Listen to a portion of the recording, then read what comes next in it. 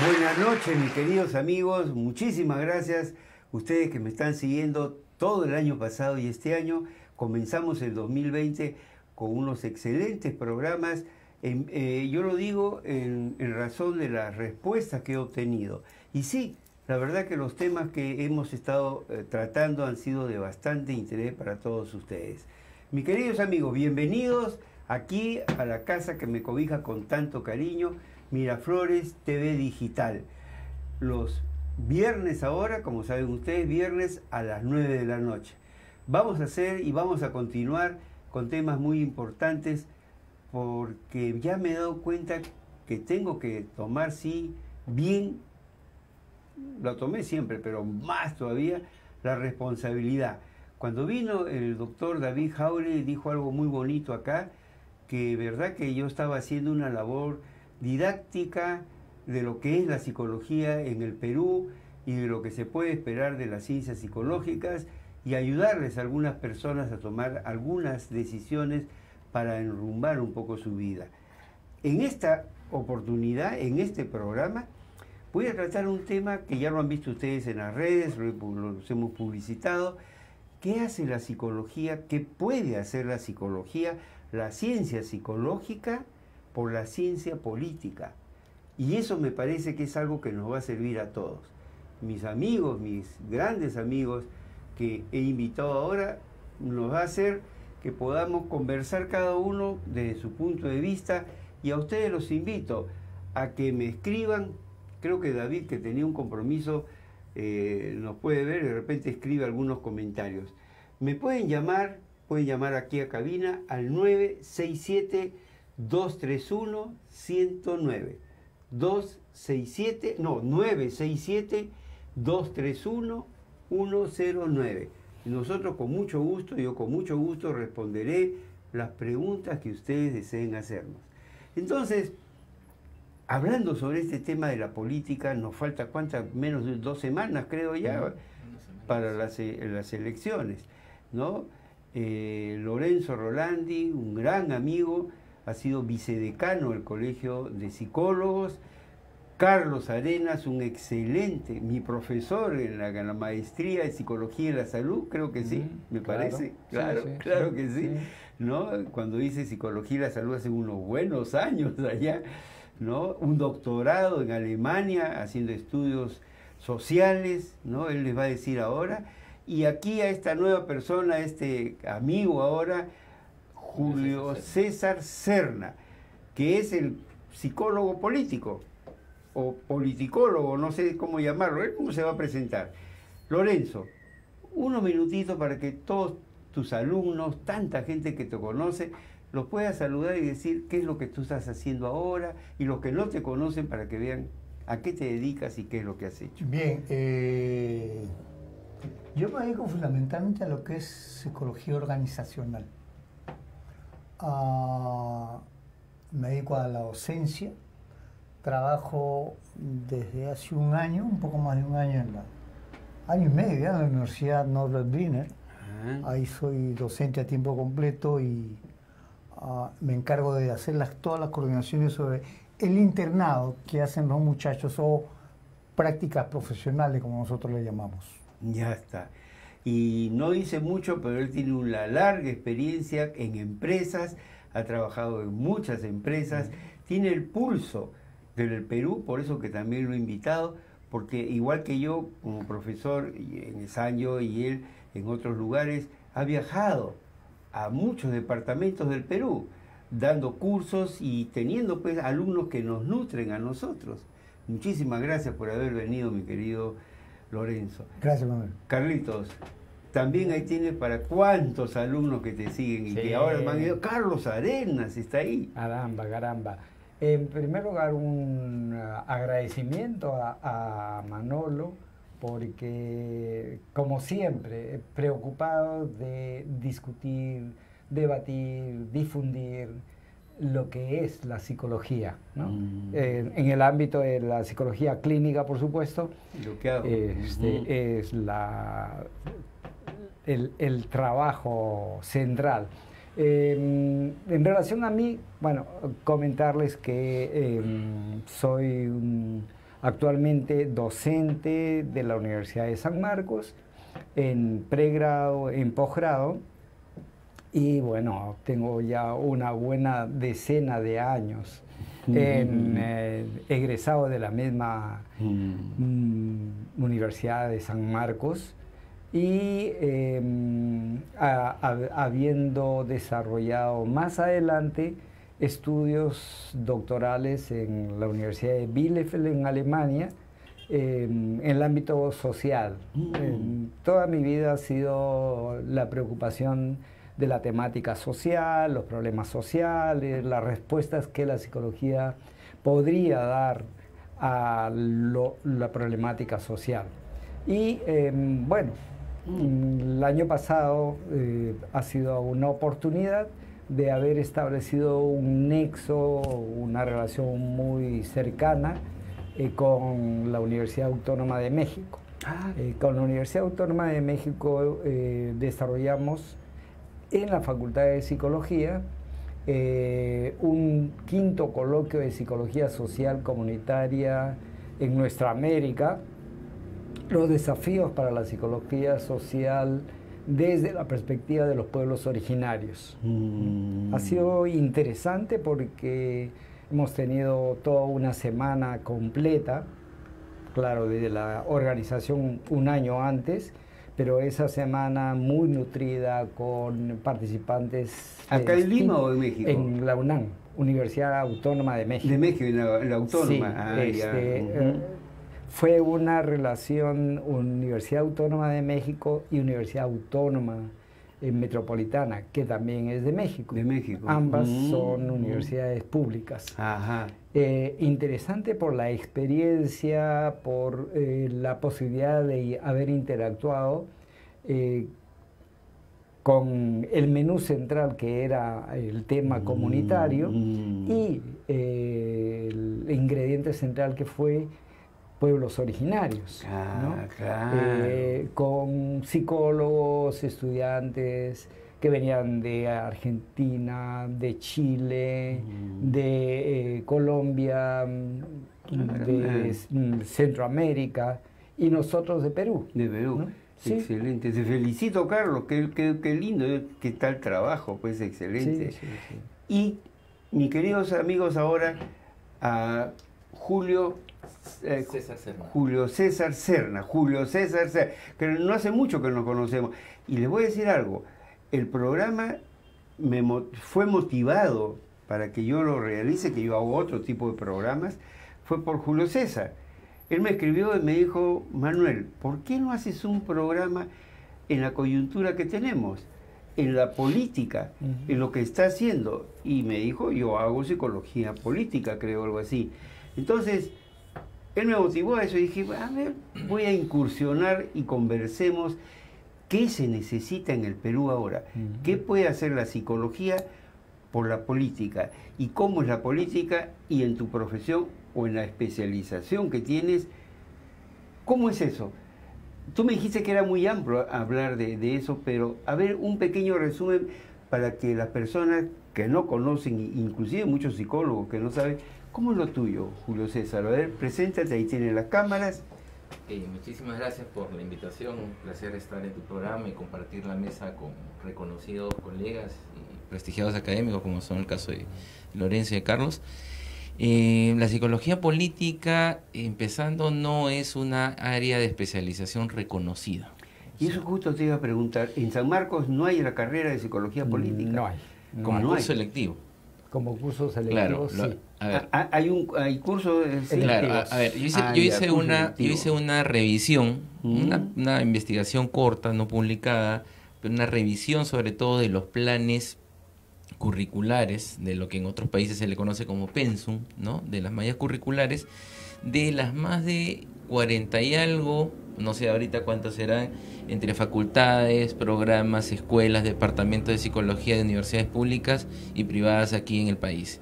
Y solamente 4 universidades tenían el curso de psicología política. El curso de psicología política. El curso de psicología política. En sentido estricto eran 3. De esas 3 universidades, hay 2 que están licenciadas, una está todavía no ha sido licenciada y hay una que se le ha denegado el licenciamiento. Entonces, en tres universidades, de las cuales, claro, de las cuales había el curso de psicología política, o sea, de las cuales habían 4, a ver, digamos, en 3 era el curso de psicología política y el curso era optativo, era electivo. Y no hay ningún misterio de decir cuáles son, porque eran San Marcos, la Universidad Católica y la tercera la Universidad Villarreal. Existía el curso de psicología política como curso electivo, optativo. Y una cuarta universidad, que precisamente era la de las peruanas, tenía el curso como psicología y política. Psicología y política, que era un curso más general para todos los chicos que empezaban en el segundo, tercero, cuarto ciclo, llevaban psicología y política, a lo que psicología política en las otras universidades era un curso electivo optativo. ¿Y ese curso electivo dijo un año? No, de un semestre, semestrales. Claro, 16 semanas, 14 semanas. ¿No? Entonces, de los últimos años antes de irse al internado, lo que ahora se llama prácticas preprofesionales. Ahora, de que existe la psicología política, existe la psicología política, y la psicología política tiene una data de más de 110 años, y contamos como punto de inicio la obra de Gustave Le Bon, ¿no? Le Bon, Gustave Le Bon, La psicología de las masas. Aunque Le Bon, ahí poco después, 1 o 2 años después de Psicología de las masas, escribe un libro en defensa de la psicología social. Ahora, eso, en defensa, perdón, de la psicología política, se supone que ese es el punto de inicio de digamos, el hito histórico, donde podemos decir ahí nace la psicología política, aunque la mirada tradicionalista anglosajona y norteamericana dice no, la psicología política, tal como fue el caso de la psicología social y de la psicología comunitaria, es de origen norteamericano y nace en 1979 en Estados Unidos, cuando Harold Dwyer, que es el padre de la psicología política, funda la Sociedad Interamericana de Psicología Política, y un año después la revista que lleva su mismo nombre. Entonces, a todo esto, la pregunta que se cae de madura sería: ¿qué es la psicología política o qué estudia la psicología política? Pues bien, la psicología política, para simplificar, porque hay una serie de definiciones, no existe, como en muchas otras áreas de especialidad de la psicología, un consenso. Podríamos decir que es el estudio del comportamiento político. Y cuando hablamos del estudio del comportamiento político, no nos referimos estrictamente al estudio del comportamiento de los políticos, sino de toda la sociedad. Porque, como decía en la Grecia antigua Aristóteles, ¿no?, con ese término del sum politikon, el hombre es un animal político, ¿no? Claro. Es el estudio del comportamiento político y de esa influencia que tienen los sistemas políticos sobre las personas, y viceversa, cómo las personas también impactan sobre los sistemas políticos, y cómo ese doble impacto que existe, cómo influye en los procesos y en los factores psicológicos. Excelente. Eso sería la psicología política. Magnífico. Muchísimas gracias. Entonces, mis queridos amigos, ya estamos en el tema. Muchísimas gracias por eso.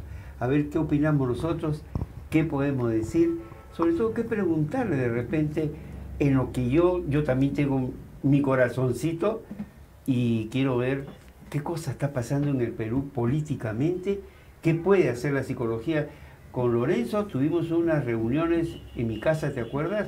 Hicimos algunos intentos, veremos esas iniciativas, que son iniciativas particulares, y tú nos dirás a ver qué te parece, y Carlos también. Carlos, ¿tú qué dices sobre esta situación de la psicología en la política o la psicología política? Bueno, en principio, reconocer que la política permea, que está introducida en todas las relaciones humanas. O sea, no es un elemento accesorio o es un adorno o es la moda la que ha permitido que se introduzca la política, sino lo ha mencionado Julio César, en el sentido de las reflexiones filosóficas de Aristóteles hacia adelante y de él hacia atrás incluso. Y el concepto de democracia, porque a mí se me viene ahí. Claro. O sea, entra el concepto, la categoría de democracia y las orientaciones ideológicas que han permitido su desarrollo, ¿no? Por supuesto que cuando Sócrates toma la cicuta, o sea, obligados ¿no? Y acusados de que él había, por sus posturas críticas frente a la sociedad griega, están haciendo un uso de la democracia, porque era el colectivo, más o menos 170 poderosos, ¿no? Elegidos por el pueblo, los que le obligan a tomar la cicuta. O sea, ya, que se autoelimine. Claro, y él opta le dan la oportunidad de que salga fuera de Grecia en ostracismo, o se queda y muere. Él opta, siendo una persona íntegra y en términos políticos también, para enfrentar políticamente a los poderosos de aquella época, toma la cicuta. Entonces, lo que decía es que desde el campo académico, Julio César nos plantea un poco la perspectiva de cuando se estructura, se organiza, y las hegemonías ideológicas que están detrás, por supuesto, porque igual yo podría decir Wilhelm Wundt, que es el creador de la psicología, aislándola del campo de la filosofía, con Wundt no solamente se trabaja el método experimental desde la visión más positivista para poder asumir que la psicología es una ciencia, sino también desarrolla 6 volúmenes sobre la psicología de los pueblos, de Völkerpsychologie. Y ahí, justamente, si se tuviera la oportunidad de tener esos volúmenes, por supuesto que seguro que vamos a encontrar análisis, reflexiones, explicaciones desde la perspectiva de la psicología política, ¿no? Y así por el estilo podemos ir indagando y consiguiendo desmitificar esa visión colonizadora que se ha tenido de la psicología. Y ojo, que si estamos hablando todavía en términos muy generales de cómo se constituye, cómo se define la psicología política, estamos asumiendo una posición crítica a una visión colonialista. ¿En qué sentido colonialista? En el sentido de que hay una ideología que define que las cosas, quien la descubre, quien las elabora y quien las implementa o las impone, te hacen aparecer como control cognitivo, de pensamiento, de masa inclusive. Y como que ellos fueron los que originaron la psicología política o la psicología clínica. Etcétera. Y luego las transfieren a otras realidades, a otras sociedades, y se asume como que ellos fueron los que crearon la teoría, el concepto y las categorías, en este caso de la psicología política. Yo avanzo hasta ahí para hacer Lorenzo, un poco el debate. Y desde un punto de vista pragmático, posiblemente, no sé si se me ocurre a priori, pero tú y yo, que lo vemos quizás un poco más cercano por nuestra actividad, yo clínica como psicoterapeuta, tú como didacta, como profesor, como maestro, y que también tienes tu corazoncito ahí bastante sensible. ¿Qué dirías sobre esto de la psicología y la política? La psicología nos va a ayudar por un lado, al estudio de la conducta política de los políticos, cosa que remarcó Julio, y la conducta política del ciudadano, del elector. Detrás de cada conducta nosotros podemos encontrar las motivaciones, y detrás de la motivación vamos a encontrar las necesidades.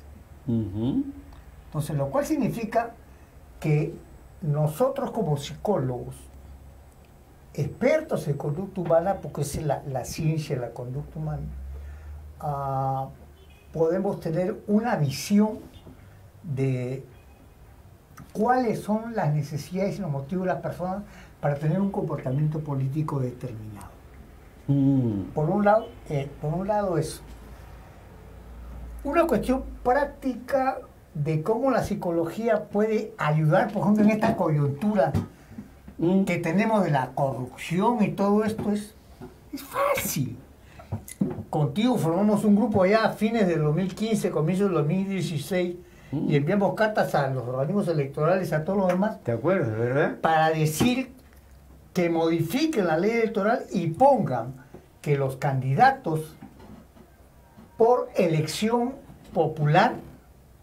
Esa era la palabra, que la organizamos todos. Así es, sean evaluados por psicólogos. Igual como un CEO de una empresa transnacional. Igualito. Que las empresas, a los grandes jefes, a los CEOs, ¿qué cosa? Los tienen que evaluar.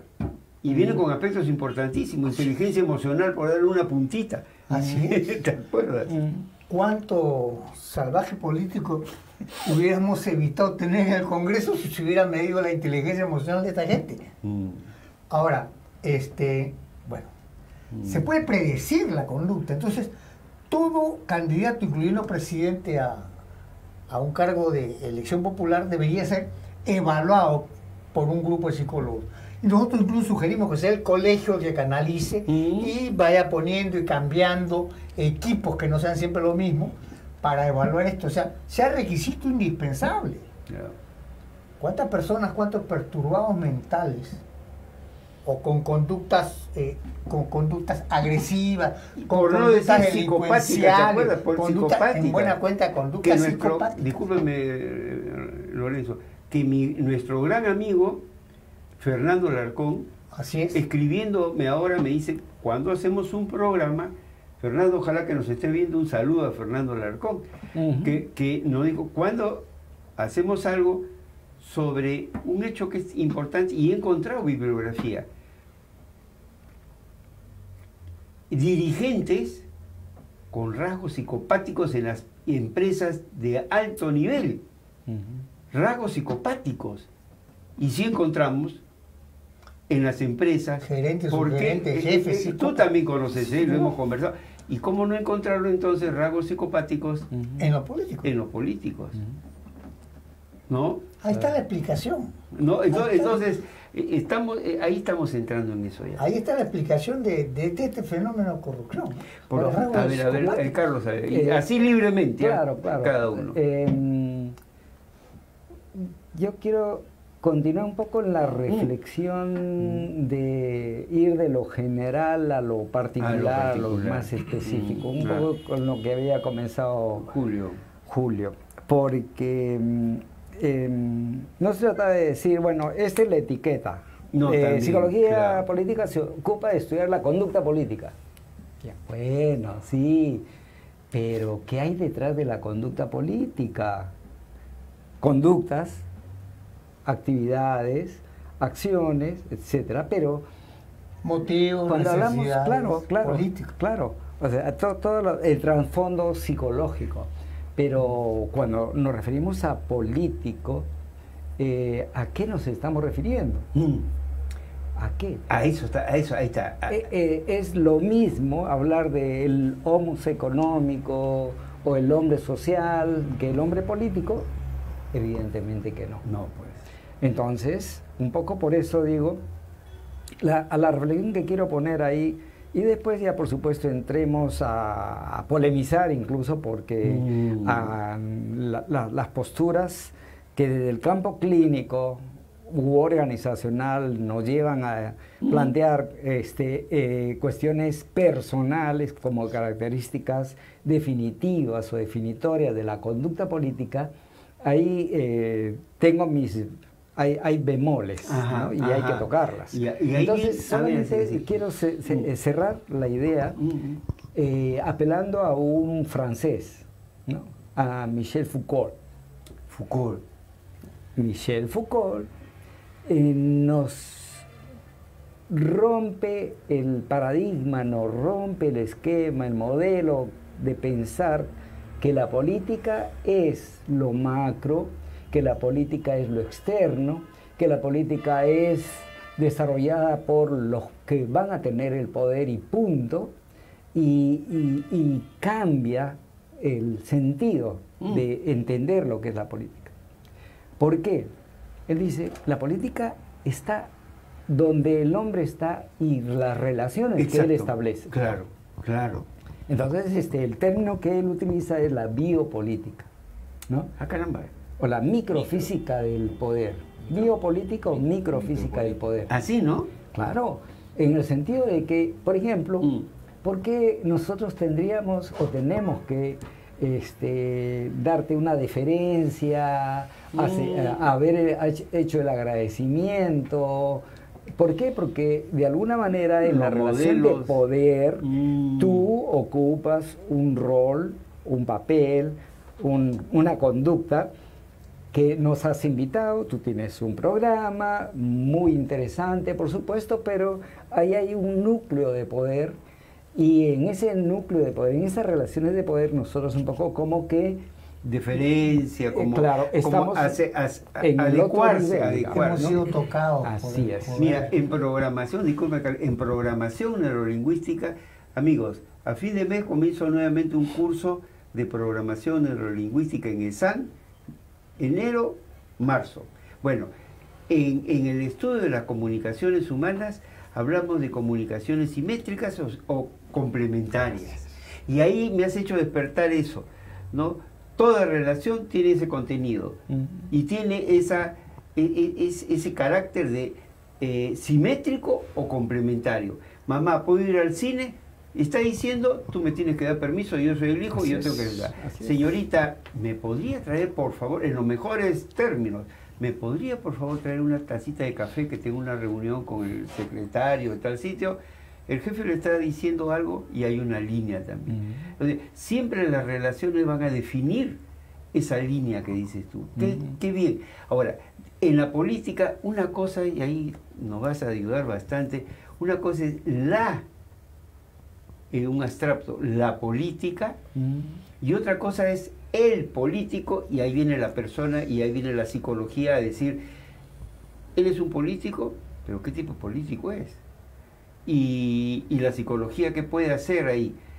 ¿Cuál es tu tarea? A ver, te lo enrostro ya, creo, a ver. A ver, antes de responder directamente, un poco para comentar lo que dice Lorenzo y lo que dice Carlos. Sí, no, o sea, el aporte de Foucault, ¿no? Te habla de que ¿Es el péndulo de Foucault también que tiene? No. ¿No es el mismo? ¿Es otro? No, es otro. Ah, ya. Michel Foucault dice que la política no necesariamente es vertical, no es vertical, sino que toda relación es una relación de poder, lo que acabas de comentar, el permiso que piden los hijos a los padres en una relación de pareja, y justo a mí me hace pensar mucho cuando veo este tema de la violencia contra la mujer o las relaciones violentas, de sometimiento o de no sometimiento, de las relaciones, la violencia que hay entre las parejas, no solamente de hombre a mujer, porque se ha incrementado mucho. Estamos cerca del 20% de violencia de la mujer contra el hombre, y eso casi no se ve en los medios. Solamente hay una cierta, digamos, lo más frecuente es que el hombre sea el violento con la mujer. Entonces, en esa microfísica del poder o la micropolítica, que también se llama, el poder no necesariamente tiene que ser vertical, puede ser también lineal, ¿no? Puede ser horizontal, no necesariamente tiene que venir de arriba hacia abajo. Ahora, entre pares. Un poco, cuando yo conversaba al inicio, hacíamos la introducción de la definición de psicología política, un poco para ubicarnos, no quiere decir que la psicología política estudie solamente el comportamiento político, esa es una de las definiciones con mayor consenso, pero si revisamos, ahí casi todos los textos, y yo estoy de acuerdo con Carlos cuando habla desde esta postura de que debemos construir, y te doy una conclusión adelantada, que la psicología política nos tiene que servir para construir en términos generales en nuestro país y en toda la América, una psicología liberadora y una psicología descolonizadora. Pero ¿de qué se encarga la psicología política? No solo el estudio del comportamiento político, sino también los textos tradicionales hablan de socialización política, personalidad política, pero hay mucho más allá, movimientos sociales, relaciones internacionales, o sea, la psicología vinculada con estas variables, marketing político, campañas electorales, pero hay mucho más. Por ejemplo, el tema de psicología política y derechos humanos. En un país como el nuestro, que hemos vivido cuántos años de conflicto armado interno y que hemos tenido posteriormente una comisión de la verdad y la reconciliación nacional que al parecer no cerró esas brechas psicosociales, que todavía como consecuencia de ello tenemos una serie de reminiscencias, ¿no? Unas reminiscencias que están en la vida social, no solamente del Perú profundo, sino también de quienes vivimos en la capital, de todo el Perú a nivel transversal. La psicología política vinculada con las migraciones, ahora que tenemos este fenómeno, la psicología política de la liberación, la psicología de la corrupción, como lo adelantó Rolando. O sea, la psicología política, yo creo que ahí, yo hablo, ahora estoy avanzando una publicación precisamente sobre qué debe ser la psicología política en la era digital, en la era que vivimos. Y ahí es donde vienen otros temas. Para responder a tu pregunta, la diferencia entre la política y el político, ¿no? O sea, la política, yo quiero citar a Max Weber, un sociólogo alemán bastante inteligente que había escrito El científico y el político. Tiene un texto clásico de Max Weber que se lee en los primeros ciclos de ciencia política. Y Max Weber hablaba de un político por vocación, o sea, el político por vocación, decía él, ¿no? Pero ahora, si nosotros vemos, estaba revisando las campañas, a las actuales campañas electorales, ¿cuántos políticos por vocación tendríamos? O sea, la política la tendríamos que entender como la actividad y el político como, me hace recordar a Weber, el político como vocación, pero eso no quiere decir que todos nosotros no seamos políticos. El hecho de que no tengamos una actividad política partidaria no quiere decir que no tengamos políticos. Claro. Cuando decimos, mira, cuando criticamos al alcalde, cuando salimos y decimos y protestamos por uno de nuestros derechos, cuando estamos en contra de algo, estamos haciendo política. Lo que pasa es que desde el año 90, cuando Fujimori asume el poder, trató de imponer o impuso un paradigma conocido como la antipolítica y satanizó la política, porque la política había llegado a un nivel, porque precisamente la política había llegado a un nivel de pauperización, de crisis a finales de los 80, y resultado de esa crisis fue precisamente la elección de un outsider como Fujimori, que no era ni político y que venía, si bien venía de la academia, tampoco era un tipo extremadamente académico. Entonces, la psicología nos sirve para entender la política. Yo pienso que sí. Lo que sucede es que habitualmente la psicología y la política no han tenido un buen matrimonio, porque no han sido asociadas la psicología y la política, pese a que son dos ciencias de antigua data, de antigua fundación en la Grecia antigua. Estamos hablando de ciencias milenarias. Una dedicada, la política, dedicada ¿a qué? Al estudio del poder, pues.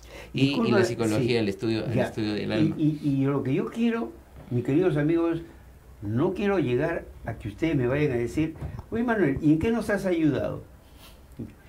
Porque quisiera darles un mensaje y decirles también qué es lo que vamos a hacer ahora y qué podemos hacer con lo que cada uno de nosotros puede decir. Quizás nosotros nos hemos ido bastante con Lorenzo, yo también me siento ahí a la pragmática, y de repente tendría que separar lo que es la psicología como ciencia, que va, como dijo muy bien Lorenzo, al comportamiento humano, y analizar lo que no es la política, porque no existe.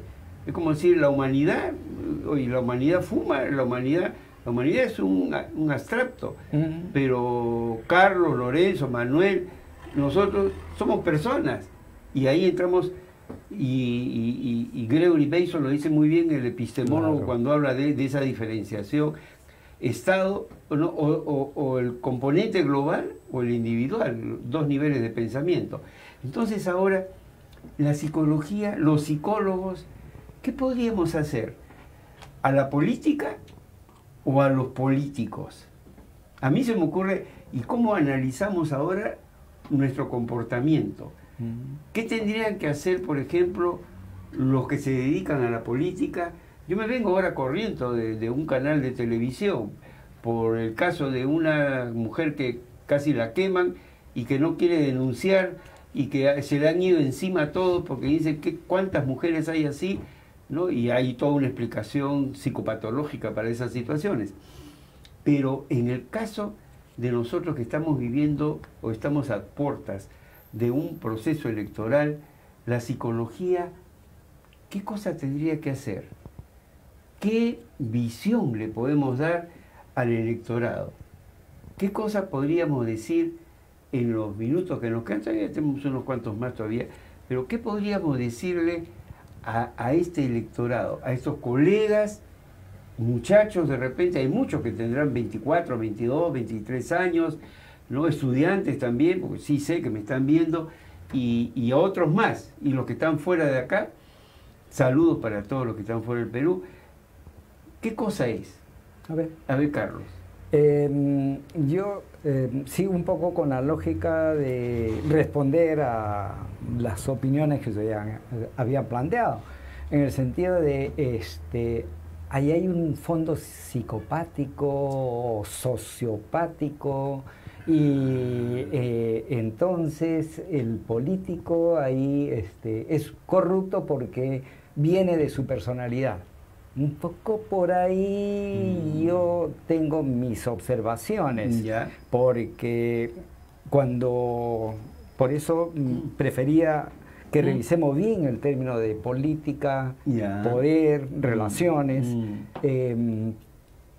La propia psicología no se centra exclusivamente en el individuo, sino siempre ha tenido una postura de entender al individuo en su contexto. Contextualmente, justo estaba pensando en eso. Entonces, en ese mundo relacional, si no asumimos una perspectiva relacional para poder entender la realidad en la que nos movemos, un poco como que vamos a responsabilizar, por ejemplo, a Hitler, ¿no?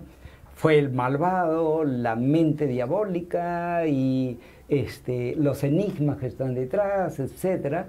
Pero como Hannah Arendt lo planteaba, la banalidad del mal es que la gente, el pueblo, hacía lo mismo que Hitler. Permitía que Hitler siguiera desarrollando la política genocida. O sea, no es solamente un loco, ¿no? Era el mundo relacional, era una sociedad completa, ¿no? Que está involucrada. Y eso, disculpa, nos debería pensar que cada pueblo tiene lo que se merece, porque de alguna manera, ¿no? Pero acá viene el otro componente que me parece importante.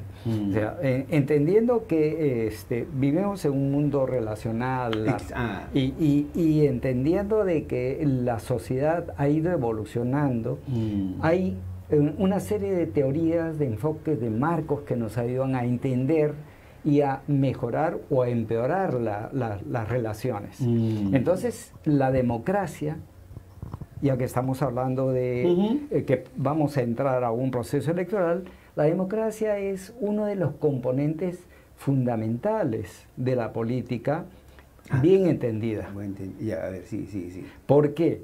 Porque nos ayuda a asumir que esta asimetría que comentabas desde el PNL y en otras relaciones, resulta siendo una construcción social, una construcción política, y que es inapropiado que se siga manteniendo ese tipo de desigualdades, de brechas. ¿Y cuáles serían, disculpa, a ver si... eso implica que profundicemos la democracia, construyamos, sigamos construyendo todo lo que viene a ser esta perspectiva. Ahí venía mi pregunta, ¿cómo construimos eso y de qué manera se distorsiona? ¿Qué es lo que necesita? Yo presiento, en lo que me dices, excelente, una comunicación a las masas. Y el que controla las comunicaciones, en alguna época se hizo controla el mundo. Por eso es el tremendo poder de los medios de comunicación. ¿Qué necesita la masa para poder llegar a esa construcción de esa sociedad?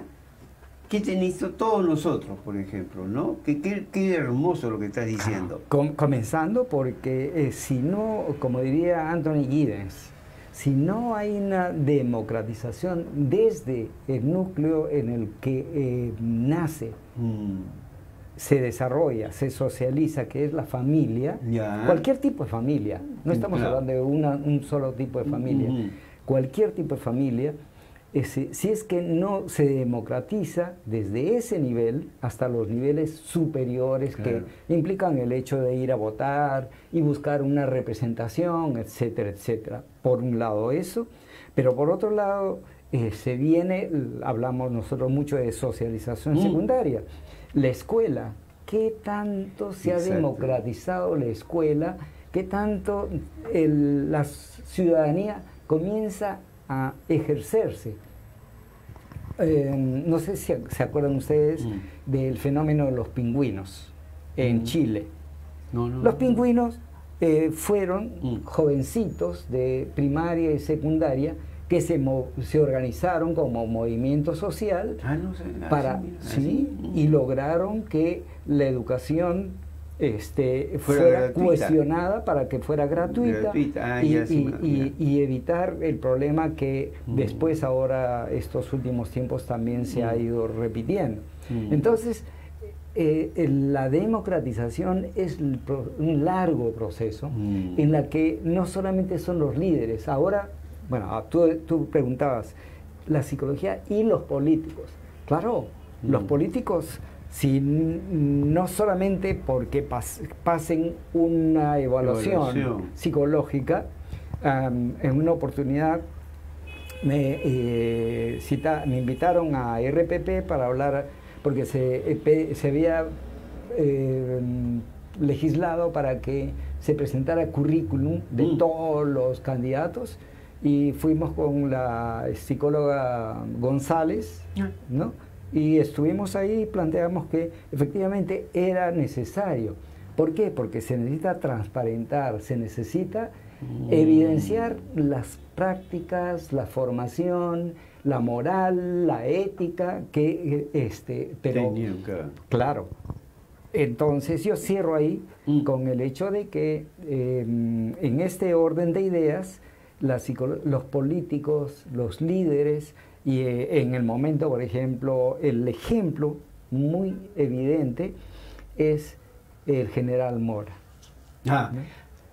Aquí, evidentemente, y han salido un montón de cosas, denuncias de su hijo que le ha pegado a él, por supuesto, la esposa, o sea, una familia bien disfuncional. Si tú quieres ser un político, servir al pueblo, servir a la democracia, luchar contra la corrupción, por el bienestar, por el desarrollo del país, humano, no puedes tener a ese tipo de personas.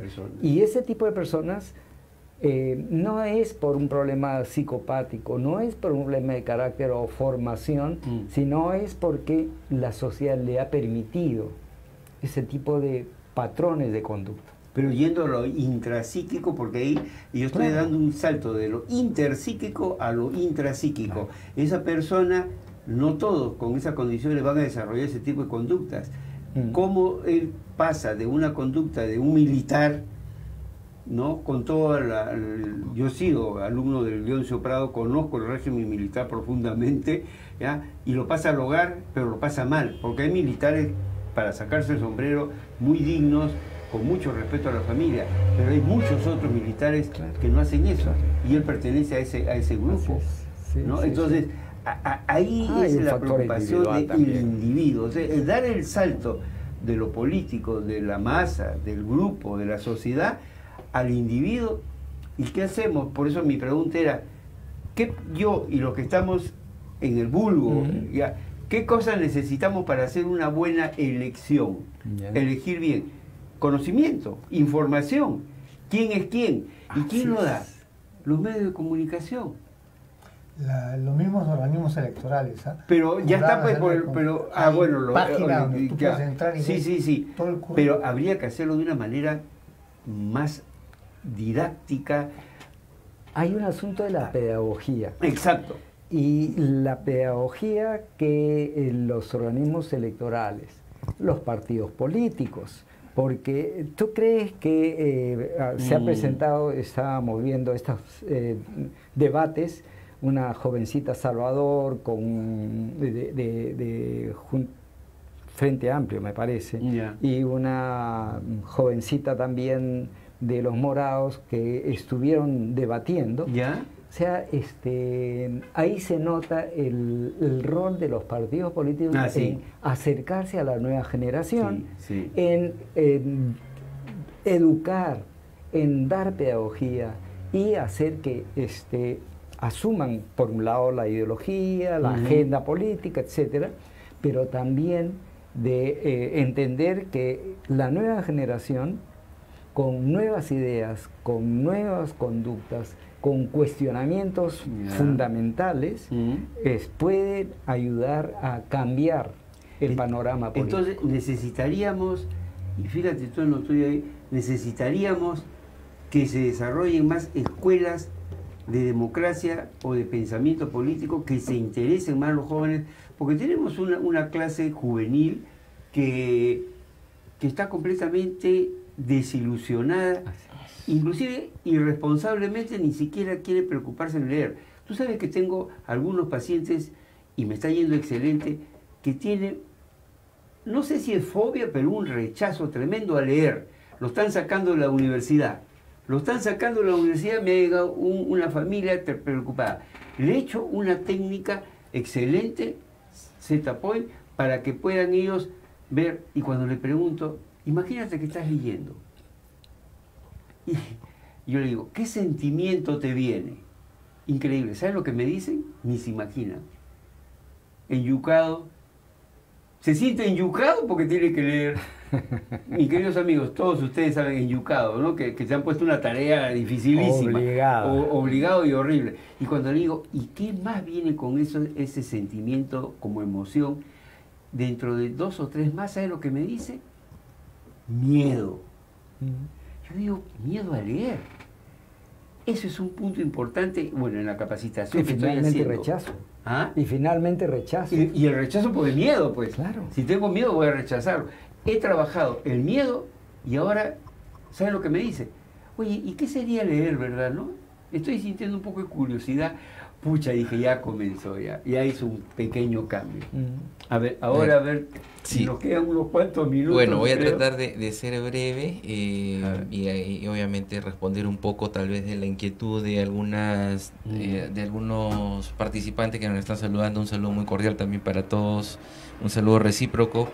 Desde aquí hay muchos conocidos que nos están siguiendo. Yo soy más ciego. ¿Qué cosa dice por ahí? Ya está ahí grande. Ya, yo no veo. ¿Qué dicen? Que nos están siguiendo de varios países. Excelente. Saludos para todos. Para nadie a la conversa.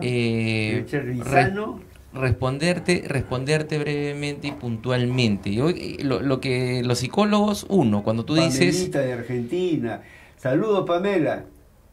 Cuando tú dices qué puede hacer la psicología por la política y en estas condiciones actuales, bueno, yo tengo una respuesta bastante sencilla. No perdamos, en psicología política es un enfoque, entonces no hay que perder el foco. No utilicemos la psicología política o no reduzcamos o no cliniquicemos la psicología política. ¿Qué quiere decir eso? O sea, yo no puedo decir que soy psicólogo político si mañana me invitan a un programa de televisión para sacar el perfil del general Mora. Eso lo puede hacer cualquier psicólogo, discúlpeme. ¿No? O sea, la psicología política no necesariamente va a decir, oye, ¿y cuál es el perfil psicológico? El perfil psicológico lo hace cualquier psicólogo porque para eso está entrenado. Lo que los psicólogos debemos hacer son perfiles psicopolíticos. Entonces, esa es otra cosa. Qué buena. A ver, ¿cómo es? Perfil psicopolítico, ¿no? Entonces, me gustó eso. Ya. ¿Y qué es un perfil psicopolítico? Entonces, vienen las condiciones desde... Alguna vez por ahí les quiero comentar así brevemente, en una conferencia en otro país, alguien me dijo, cuando estaba hablando de las aplicaciones de la psicología política, aplicada a las campañas electorales, me dijo que no existía eso. ¿Y por qué? Le pregunté yo. Porque usted está hablando del concepto de emoción. Y yo le escuché. Era una psicóloga social de una renombrada universidad de Colombia, de una universidad católica renombrada de Colombia. Y yo le seguí escuchando. Me dijo, yo soy psicóloga social y tengo más de 20 años de experiencia. Perfecto. ¿Y por qué usted dice que no existe la psicología política? Porque usted ha hablado del concepto de emoción. Y yo le hice la pregunta, ¿y quién le ha dicho que el concepto de emoción es estrictamente clínico? El concepto de emoción es transversal, o sea, en el ámbito organizacional no hay emociones, en el ámbito social, en el ámbito comunitario, en el ámbito forense, Plutchik tiene un volumen así inmenso, Plutchik un clásico de estudio de emociones. Exactamente, los tipos de emociones, ¿no? Claro que sí. Entonces, ¿qué podemos hacer los psicólogos por la política? Yo creo que quienes tengan interés en la psicología política, formarse, porque si no vamos a tener psicólogos que incursionen de manera no preparada, y eso va a ser tan nocivo para la psicología, así como hay psicólogos metidos en la farándula, psicólogos interesados en la política porque creen que en la política hay mucho dinero o se gana mucho dinero. Allá voy a ser asesor político, voy a ser consultor. Para ser asesor y consultor político no se necesita ser psicólogo. Claro. Yo, por ejemplo, un marquetero lo hace perfecto. Por ejemplo, yo soy consultor y coach político, asesor en campañas electorales, pero pero aplico, digamos, otras técnicas aparte de la política. Entonces, no corramos el riesgo de perder el enfoque porque la psicología política tiene sus propios métodos de investigación y sus propios métodos de análisis. Uno de ellos, como decía, el análisis del perfil psicopolítico. No reduzcamos la psicología política a... No hagamos la intromisión de la clínica en la psicología política. Entonces, ¿qué le puede? Yo creo que la política es tan grande, tiene pero, una umbrella, pero tiene no un paraguas tan grande que se debe de nutrir, o creo yo, por eso que yo hago psicoterapia integrativa, de varias condiciones. Pero ya no sería psicología política eso. Pues. No sé si sería o no, pero la psicología política yo creo que puede nutrirse de la antropología, de la filosofía, y tiene que hacerlo. De la psicología clínica, y tiene que hacerlo. de la arquitectura, de la abogacía, del derecho, sí, y tiene que hacerlo porque a eso es que voy yo desde ese punto de vista. Y tiene que hacerlo porque nada es puro, y ninguna disciplina es pura. Exacto, muy bien. Y desde el punto de vista de la psicología, quizás lo digo yo de mi corazoncito y mi formación. Yo soy clínico psicoterapeuta, 40 años creo que tengo haciendo terapia de pareja, de familia y personal. Entonces, yo, por eso que decía Lorenzo, nosotros hicimos un intento para ver y cómo podemos, como psicólogos, ese era mi tema, como psicólogos, ¿qué podemos hacer para aquellos que hacen política, que es una cosa, y otra cosa sería para una charla académica, así es, ¿no es cierto?, para ver el contexto, la epistemología, quizá con los paradigmas que tiene la ciencia política, porque si la ciencia política existe como ciencia, tiene que tener un basamento epistemológico, una teoría del conocimiento de lo que es política, y tiene que tener metodologías, estrategias, ¿no?, paradigmas. Qué interesante, me encanta, y por eso que yo me emociono en eso, porque digo, algo tiene que cambiar y no podemos seguir con los mismos modelos de pensamiento. En 10 segundos, para que termine Rolando, te digo cuando Lorenzo. Lorenzo, ¿qué puede hacer la psicología? Yo creo que la psicología, para promover la democracia, para promover que la gente se informe, se eduque, se nutre, revise las hojas de vida, revise qué personas tienen denuncias, eso no lo hace cualquier persona. Eso, si lo hacen los medios de comunicación, ojo que los medios de comunicación también juegan su partido. Exacto, ¿no? Yo estaba pensando justo en eso. Los medios de comunicación, el mismo Jurado Nacional de Elecciones acaba de borrar con el codo lo que había escrito con la mano. Si se puso muy riguroso con los candidatos y empezó a excluir candidatos porque tenían sentencia ejecutoriada, ¿qué ha hecho hace un día? Ha dicho, como en términos futboleros, este año no hay baja. O sea, este año no se aplica la valla electoral. O sea, eso desmoraliza al ciudadano, eso socava la gobernabilidad democrática. ¿Qué podemos hacer de la psicología? Yo creo que contribuir en la construcción de ciudadanía. Muchísimas gracias. ¿No? Eso es. Muchas gracias. Lorenzo, muchísimas gracias, mi querida Yasmín. Un amor, Yasmín. 2 minutos.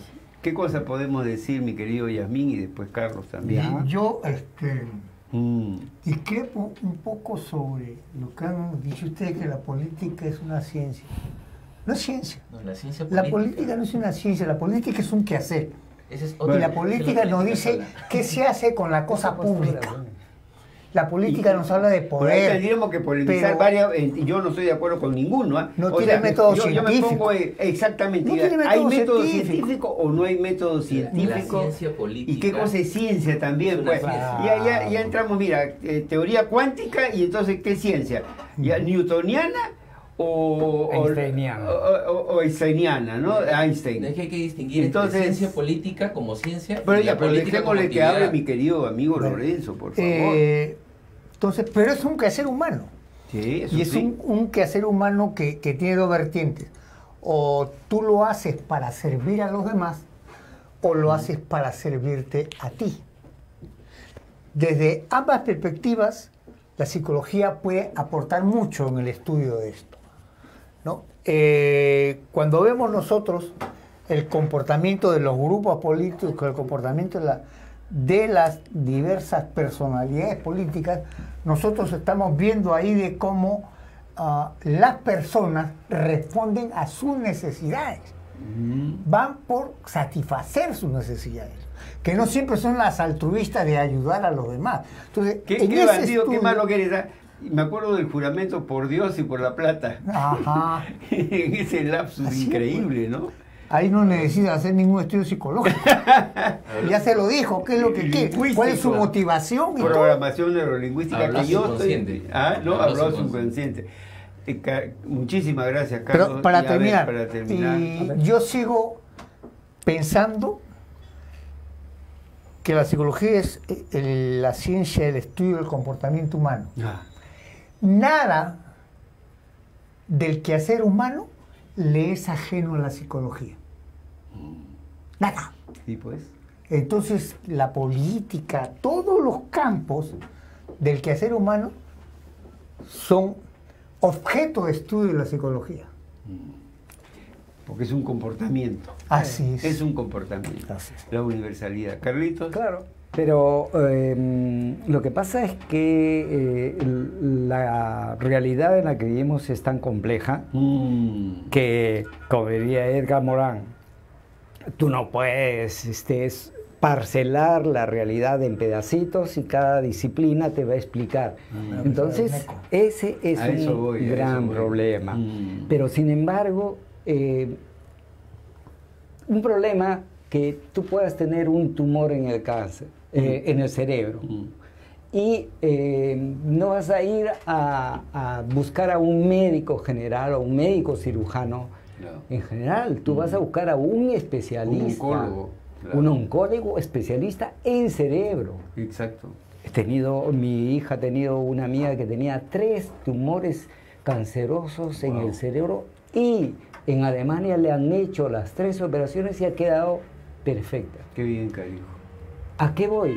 A que la ciencia tiene que especializarse. Y ciencia política, como ciencias humanas, ciencia psicológica, como ciencias humanas, porque tampoco hablar del estudio de la conducta humana, de las leyes de la conducta humana, no nos facilitan entender mejor que la psicología no es una ciencia natural, es una ciencia humana, ciencia social, ciencias fácticas. Y solamente para culminar en el hecho de que nuestra disciplina se ha ido subespecializando en psicología política, psicología económica, psicología clínica, psicología oncológica, todo. Etcétera. Pero sin embargo no puede perder la posibilidad de interactuar con sus otras disciplinas, ¿no? Holísticamente, y tampoco perder la relación interdisciplinaria con la política, con la economía, con la sociología, etcétera. Y para terminar, entonces, decía, una invocación no como científico, psicólogo, sino más bien como una persona que está al mismo nivel que el resto de los ciudadanos, en el hecho de que hay momentos, sabemos momentos especiales, y esos momentos especiales es de elecciones, ¿no?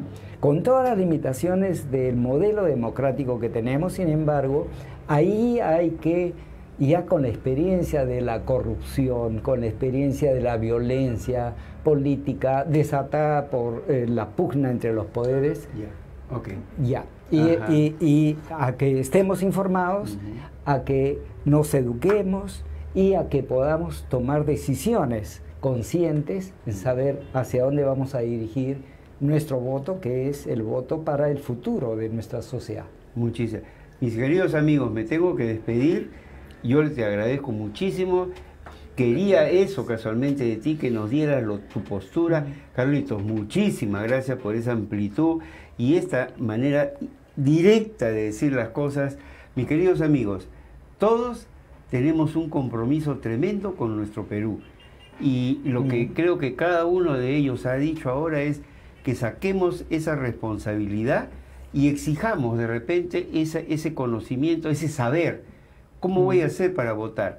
¿Y cómo puedo saber más? Lo que tú dices muy bien, lo has dicho, igual ustedes. ¿Y cómo me nutro yo ahora para tomar decisiones?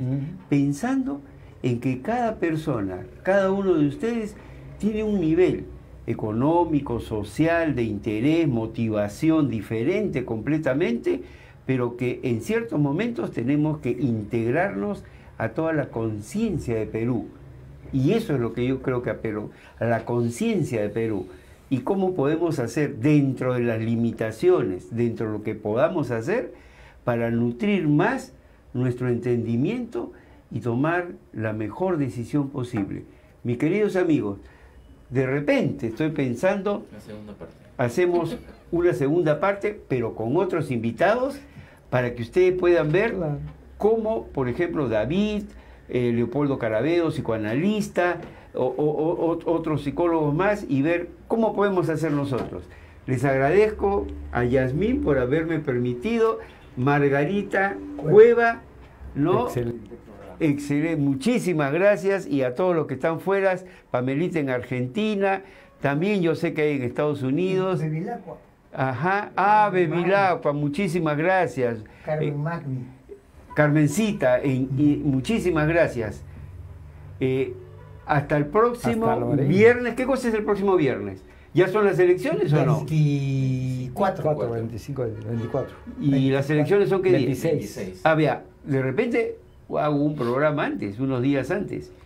Muchas gracias. Un buen fin de semana. Hasta el próximo viernes. Muchísimas gracias. Buenas noches. Gracias por los saludos. Gracias.